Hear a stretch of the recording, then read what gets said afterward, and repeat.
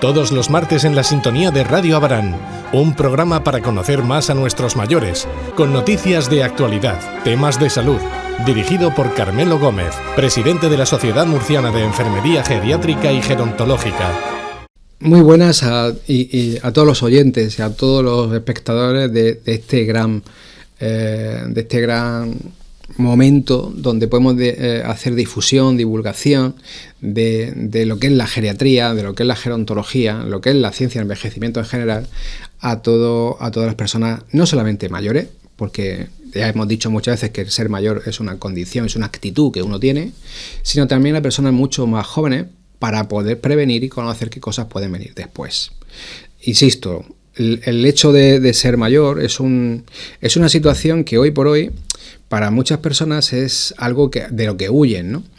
Hace muy poco, salía un artículo en uno de los periódicos en El Mundo donde hablaba que una científica española en Estados Unidos estaba trabajando precisamente en prolongar la vida de las personas. Y decía que de aquí a 10 años aproximadamente podríamos llegar a vivir con una inyección entre 130 y 140 años, como si fuésemos David el Nomo. Esa situación creo que es algo que hay que darle varias vueltas, porque claro, ¿para qué quiere vivir uno más años si realmente no nos atienden como tienen que atendernos? ¿Para qué quiere vivir uno más años si los servicios que nos rodean a veces son deficitarios? ¿Para qué quiere vivir uno más años si no me garantiza nadie que sea libre de enfermedades y libre de discapacidad? Es algo que, bueno, como ciencia a nivel teórico, ahí está. Imagino que siempre suele cuadrar, ¿eh? No suelen sacar este tipo de investigaciones gente ya madura, suelen ser gente joven, gente muy joven, que se nota que le tienen miedo al envejecimiento. Bueno, dicho esto, el programa de hoy vamos a dedicarlo a enfermedades del cerebro, en concreto la demencia, que no son la enfermedad de Alzheimer. Porque ya hemos dicho muchas veces que el hecho de tener demencia no significa automáticamente que sea Alzheimer. Lo dijimos en el programa que le dedicamos a esa enfermedad y creo que es importante también hablar de las otras demencias. Por ejemplo, en muchos de los centros de servicios sociales donde atienden a personas con problemas de Alzheimer, siempre va acompañado de una coletilla que dice centro de día para personas con Alzheimer y otras demencias. Pero nadie suele decir cuáles son las otras demencias. Claro, ya dijimos el otro día, cuando hablamos de Alzheimer, que aproximadamente hoy por hoy la mitad de causas que producen demencia son por Alzheimer. Pero, ¿qué es lo que produce la otra mitad? Pues este programa va a ir dedicado a intentar resumir de la mejor forma posible esas otras patologías que nos podrían pasar, ojalá que no, y que conocer un poquito más en qué consisten. Porque si uno conoce en qué consiste un problema, puede abordarlo de una forma mucho más concreta y mucho más específica. La segunda causa de demencia después del Alzheimer, la más prevalente, es decir, la que más se da, es la demencia vascular. ¿Y qué es una demencia vascular? Pues es una situación que se da cuando el paciente ya tiene antecedentes de tipo vasculocerebral, es decir, a nivel vascular en el cerebro. Antiguamente era entre comillas, ¿no? Una frase que luego de verdad adquirió un significado peyorativo, como puede ser falta de riego cerebral. Realmente es así, es decir, hay pacientes que la sangre no le llega con la misma afluencia al cerebro por diferentes motivos. Por ejemplo, enfermedades del vaso, como puede ser, vaso me refiero a los vasos vasculares, ¿no? Como puede ser la aterosclerosis. Esa aterosclerosis está relacionada, por ejemplo, con factores de riesgo cardiovasculares, como puede ser la hiperlipidemia, la dislipemia en general, es decir, el colesterol malo alto, el colesterol bueno bajo, triglicéridos disparados. Eso al final lo que va a producir es, en combinación con otros factores, que se vaya depositando eso como si fuese una capa grasa dentro de la arteria, dentro de los músculos que componen la arteria, de tal forma que poco a poco lo que nosotros decimos es que el vaso va a ir reduciendo su luz. Como si fuese una cañería de nuestra casa que ha empezado a salir el agua poco, mal, y cuando viene el fontanero, al quitar la tubería y partirla por la mitad, vemos que dentro hay cal acumulada en tal cantidad que el agua que pasaba era casi de milagro. Pues lo mismo pasa en nuestro cuerpo. No es tan difícil la comparación con la fontanería, entre comillas. ¿Por qué? Eso da lugar a que en un momento determinado la sangre no llega con la misma fuerza, la sangre no llega a todas esas zonitas pequeñitas de esa arteriola tan importantes para vivir nosotros. Ese es un factor, ¿no?, que puede producir la demencia vascular. Otro factor, pues accidentes cerebrovasculares, los ictus, lo que comúnmente se conoce en el lenguaje coloquial como las trombosis. Bueno, digo lenguaje coloquial porque hay muchas otras formas de producirse un accidente cerebrovascular, además de la trombosis. Estaría las embolias, los tromboembolismos, ¿de acuerdo? Bueno, la isquemia, que no es ni más ni menos que por culpa de un trombo, por ejemplo, por culpa de una hemorragia cerebral, zonas del cerebro dejan de recibir sangre durante un tiempo tan grande que esa zona muere. Si esa zona que muere realmente produce tantas alteraciones en la vida de la persona, tantos problemas a nivel cognitivo que cuadrarían con el diagnóstico de demencia, es cuando vamos a hablar de demencia vascular. ¿Qué podemos hacer entonces? Bueno, estas son de las pocas demencias que son prevenibles, ¿de acuerdo? Que se pueden prevenir, que podemos intentar llevar, como hemos dicho en otros programas de hábitos de vida saludables, pues eso, una vida lo más saludable que se pueda.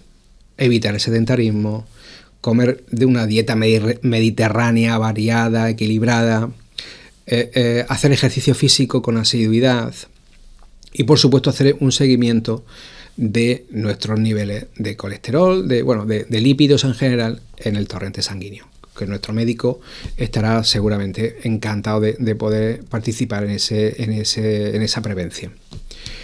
Dicho esto, bueno, ¿qué tenemos que decir?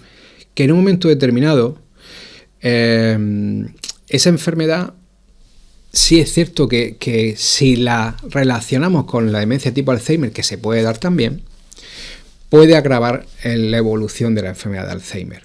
Lógicamente, si la enfermedad de Alzheimer se produce por lesiones en las zonas del cerebro, si el cerebro está sano ya es un problema, pero si ese cerebro, para colmo, está enfermo porque hay zonas donde no hay buena perfusión sanguínea, pues los problemas van a ser mucho mayores, los síntomas van a ser mucho mayores y probablemente la evolución sea mucho más rápida y mucho más grosera, ¿no? Es decir, con mucho cortejo de síntomas.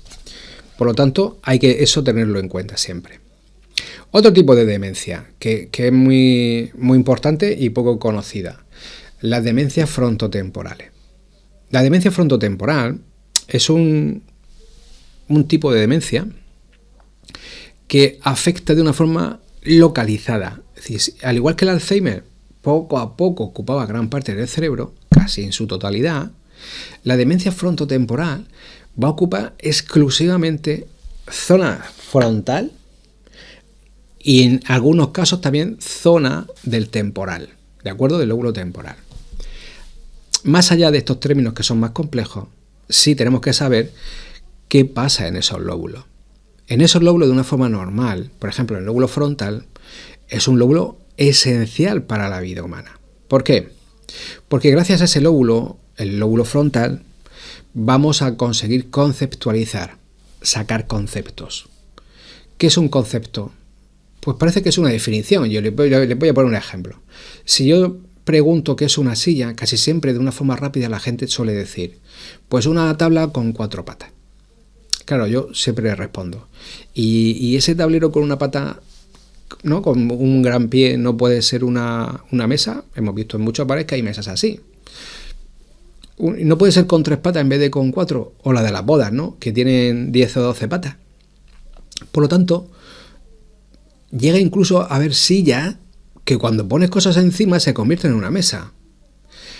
Eso ya sabemos que entonces el concepto sería la idea de esa cosa. Y la idea de esa cosa es lo que acabo de decir, algo que sirve para algo. Pues fíjense lo complejo que es esto. A la hora de explicarlo cuanto a un objeto, pues imagínense el concepto de lo que es bueno, de lo que es malo, de lo que es adecuado o lo que es inadecuado. Nuestro comportamiento, nuestra personalidad, mejor dicho, es el resultado de muchas cosas, entre ellas la interacción, el ensayo-error, desde que somos pequeñitos con el medio que nos rodea.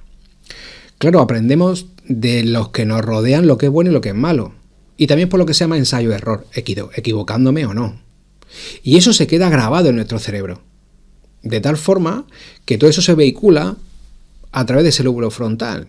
Es decir, cuando éramos pequeñitos nos decían nuestros padres, no, eso está mal. O muy bien, así se hace.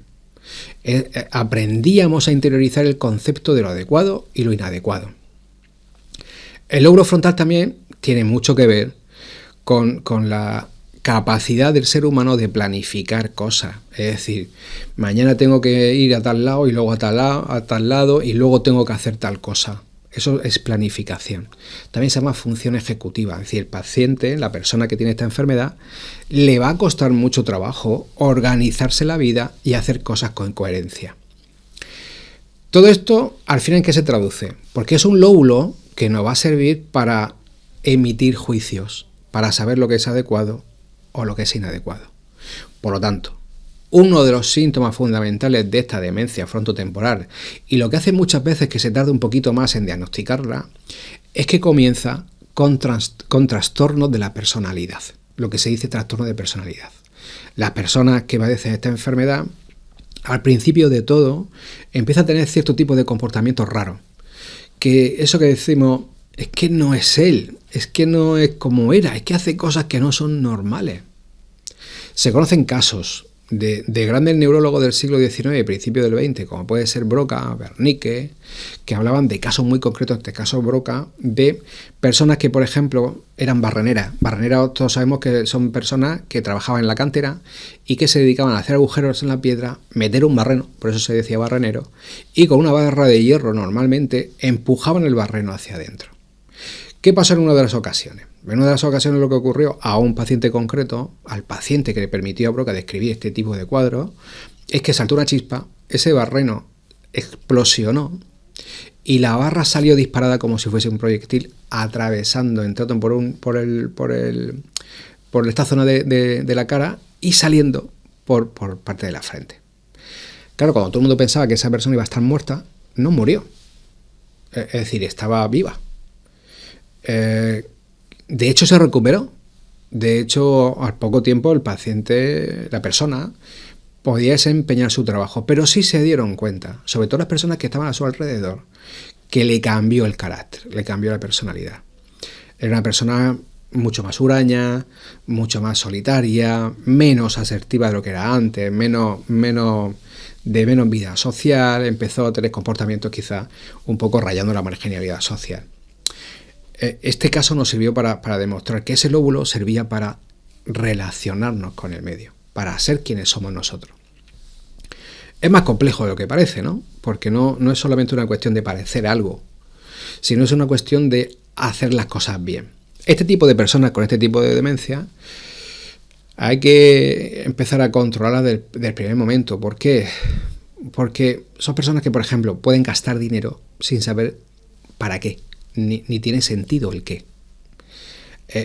Conocemos casos de personas que en un momento determinado tenían unos ahorrillos en el banco y de repente se gastan los ahorros para comprarse una caravana de segunda mano que luego, por ejemplo, si tenía 20.000 euros y la compró por 20.000 euros, la vendió por 10. Personas que tenían pisos, casas y que la vendieron por la 10ª parte del valor que tenían.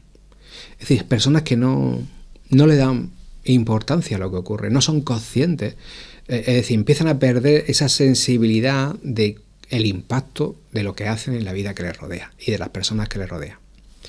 Es una demencia para mí muy compleja, porque tiene ese gran cortejo de síntomas de conducta. Es un paciente con graves problemas de conducta, es un paciente muy rígido mental, es un paciente que nosotros decimos muy cabezota. ¿Por qué? Porque como ya no tiene capacidad para ver lo que es adecuado e inadecuado, como le dé por esto, es esto, ¿no? Es decir, es muy rígido a nivel mental.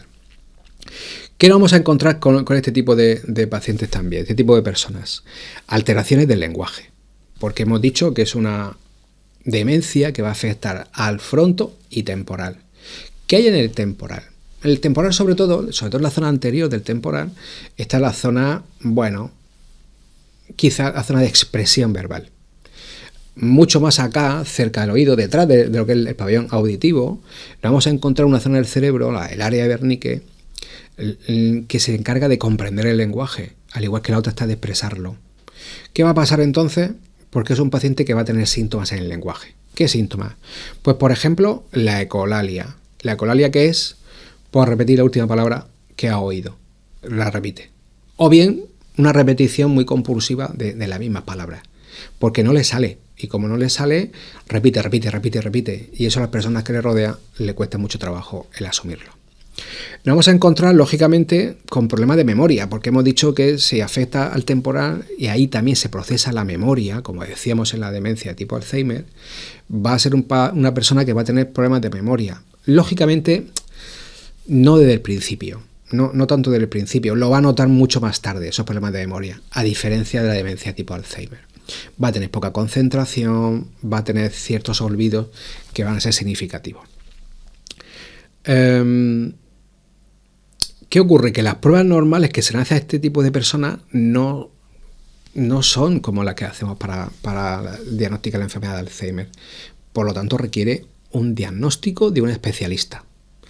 No solo de nuestro médico de atención primaria, es decir, a través del médico de atención primaria, de nuestro médico e incluso de nuestra enfermera, que puede, cuando va a casa a vernos a nosotros y luego ve a la otra persona, levantar la voz de alarma. Es importante eso, para poder derivarlo cuanto antes al geriatra, al neurólogo, que pueda diagnosticar el caso o descartar lo que sería importante para poder diferenciarlo de un cuadro mental.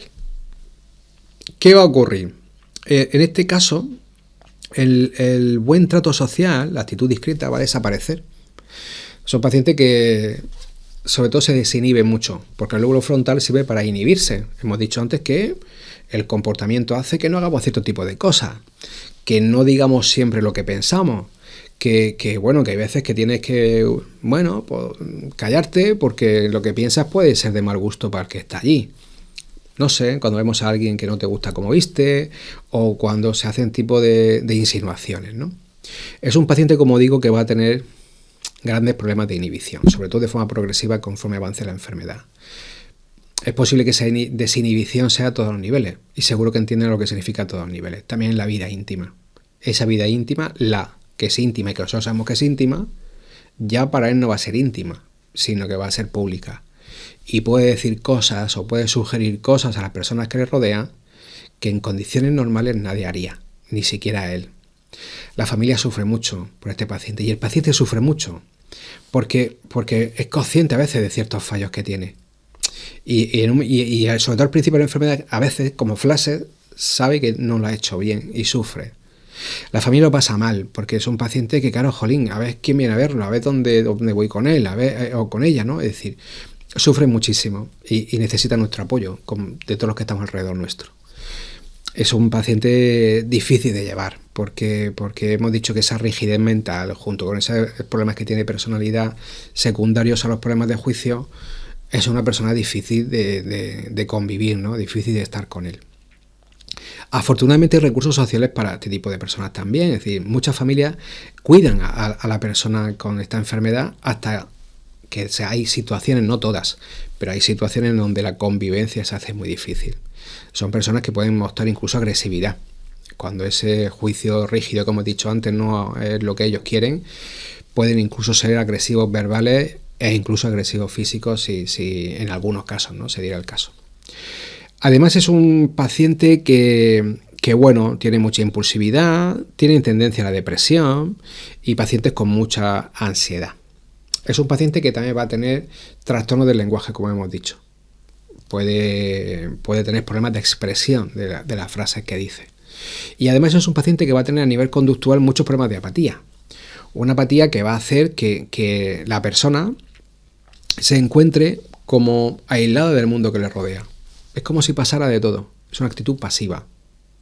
Esa apatía tenemos que trabajarla a nivel no farmacológica. Es un paciente al que tenemos que seguir intentando disminuir esa ansiedad que le puede producir la enfermedad, hablándole bien, tratándolo tratándolo en consecuencia de lo que padece, que es una enfermedad grave, pero también cuidándonos a nosotros, que somos los que le cuidamos. Necesitamos esos respiros, porque cuidar a un paciente de estas características hemos dicho que es muy complejo, es muy complejo. Luego tenemos otra patología, otra tercera demencia, vamos a ver esta tarde, bueno, vamos a ver 4, esta es la tercera, que sería la demencia por cuerpos de Lewy, que también cada vez se diagnostica más. ¿Por qué? Porque antiguamente esta demencia a veces se confundía con el tipo Alzheimer y otras veces se confundía con ese deterioro cognitivo que producía el Parkinson, en el que hablamos en el programa anterior. La demencia por cuerpos de Lewy es una demencia que va a cursar por la aparición de ciertas lesiones, que es los cuerpos de Lewy, no son muy originales, ¿no?, los que descubren estas cosas. Por esas lesiones es por lo que va a haber cierto tipo de alteraciones. ¿Dónde va a haber esas alteraciones? Pues tanto en la corteza cerebral como en la sustancia blanca. Es decir, hoy por hoy nuestro cerebro tiene lo que sería la corteza gris, la parte que lo recubre, y la parte de dentro que es blanca. Es lo que decimos sustancia blanca.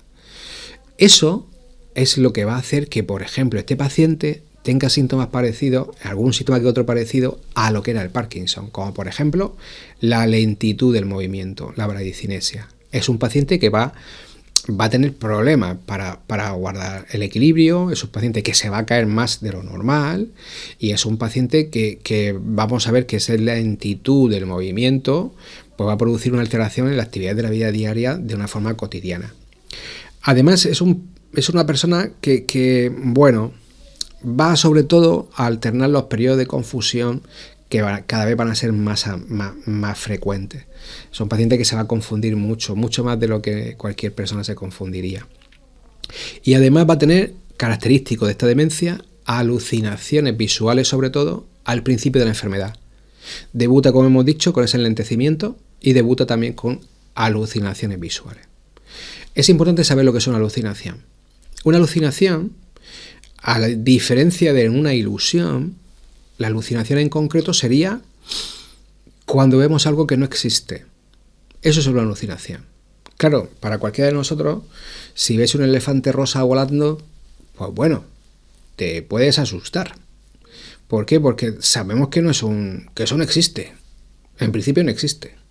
A mí me pasó hace tiempo una cosa muy curiosa. Estaba en el santuario, en nuestro santuario, dándome una vuelta y de repente vi una vaca a lo lejos. Sí, lo que parecía que me había vuelto loco. Claro, a ver, ¿quién iba a decir al llegar a casa que he visto una vaca volando? Que parece una cuestión de chiste.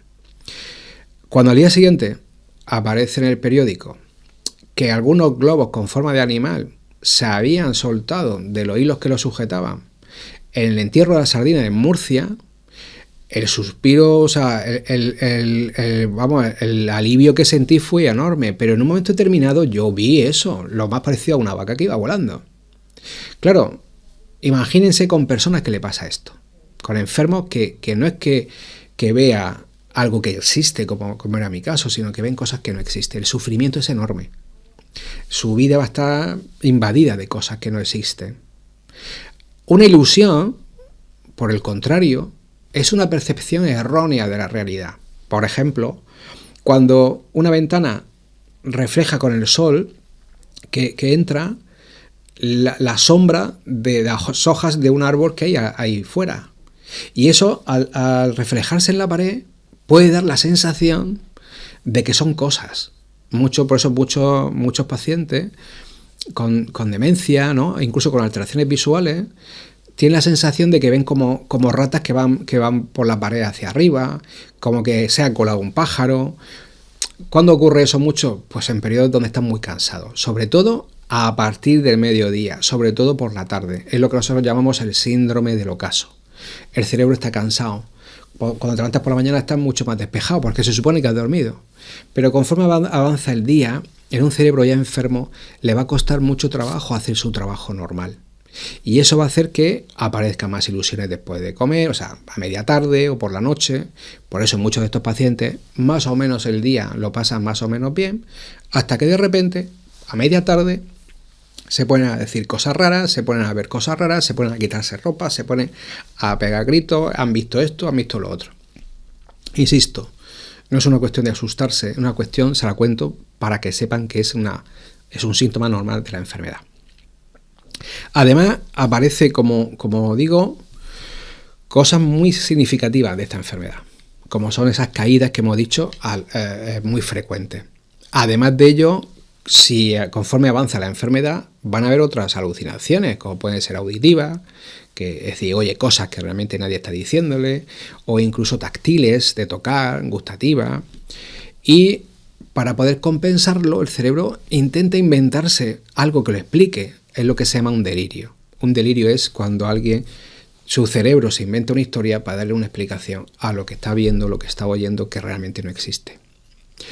Y si hay algo que junto con las caídas y junto con las alucinaciones va a ser muy característico de esta enfermedad, va a ser que es muy sensible este paciente a ciertos medicamentos como son los neurolépticos. Por ejemplo, el famoso haloperidol. Cuidado con estos fármacos, mucho cuidado, porque en determinados momentos, se deja la administración al si precisa, se llama, del familiar, ¿no? Y es un fármaco que a veces sirve para controlar cierto tipo de cuadros. Pero si nos pasamos de rosca, el paciente puede desarrollar un cuadro muy parecido como si le hubiese dado un ictus. Y de hecho, en algunos casos, si se pasa mucho de rosca, puede producir problemas muy graves en el paciente e incluso la muerte.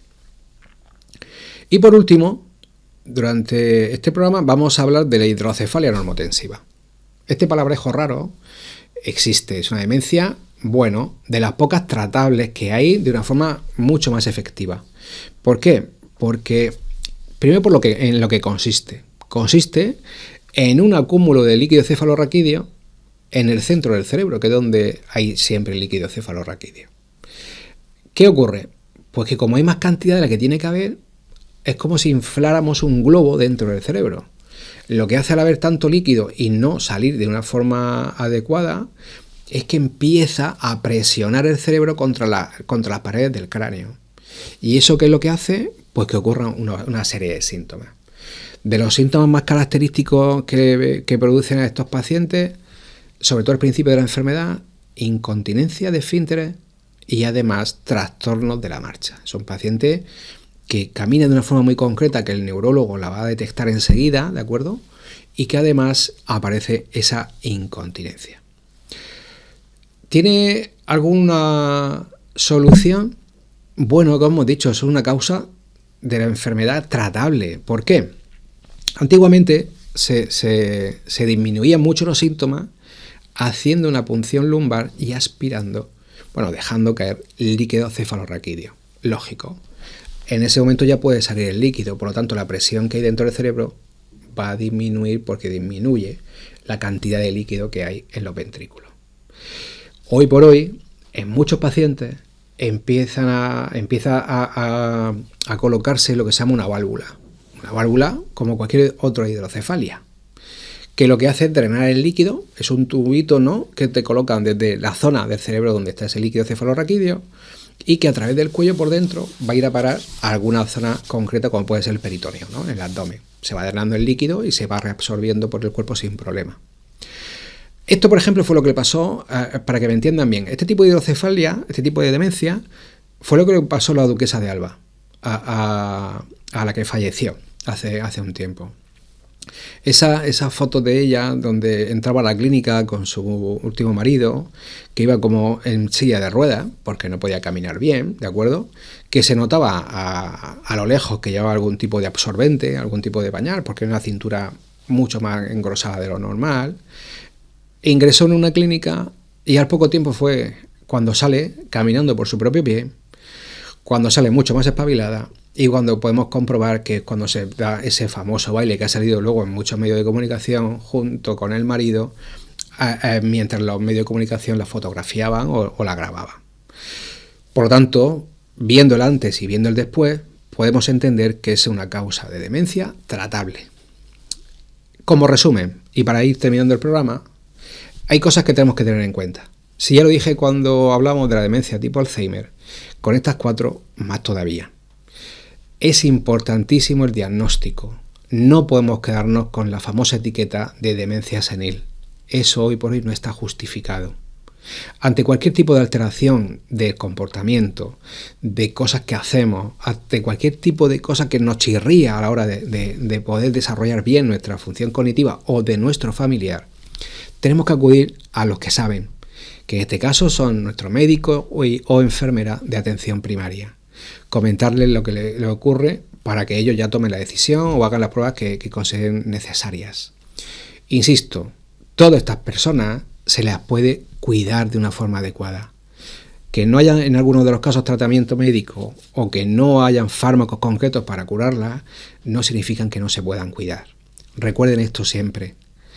Hay enfermedades que son incurables, pero ninguna enfermedad es incuidable. Todas las personas merecen el cuidado y la consideración de los que estamos al lado, seamos profesionales o no seamos profesionales, por cualquier persona que les rodee. Dicho esto, muchísimas gracias por su atención y hasta el siguiente programa. Que tengan una buena semana.